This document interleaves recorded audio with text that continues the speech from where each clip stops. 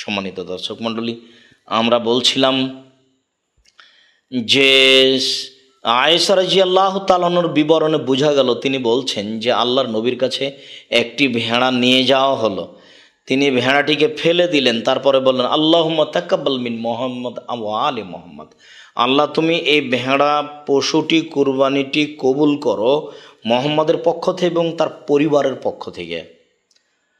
অত্র হাদিস মালিক এবং তার পরিবারের পক্ষ থেকে কুরবানি হবে তার প্রমাণ 1। 2, মেখনাফ ইবনে সুলাইম রাদিয়াল্লাহু তাআলা আনহু বলেন, কুন্না ওকুফান মা নবী সাল্লাল্লাহু আলাইহি ওয়াসাল্লাম আরাফাতা, আমরা রাসূলের সাথে আরাফায় ছিলাম বিদায় হজের দিন।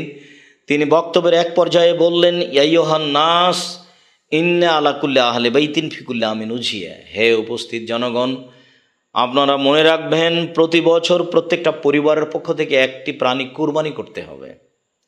হে উপস্থিত জনগণ, আপনারা মনে রাখবেন প্রত্যেকটা পরিবারের পক্ষ থেকে প্রতি বছর একটি প্রাণী কুরবানি করতে হবে।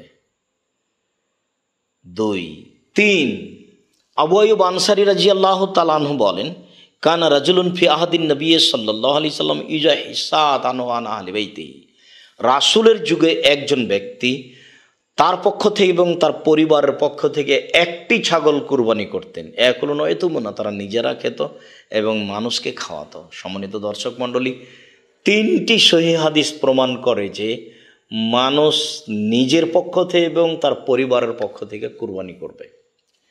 কুরবানির জন্য সবচেয়ে উত্তম পথ হলো সহিহ হাদিসের প্রতি আমল করুন। একটা পরিবারের পক্ষ থেকে একটি প্রাণী কুরবানি করুন, তাহলে তারও হবে, পরিবার ছেলেমেয়ের সবার হবে।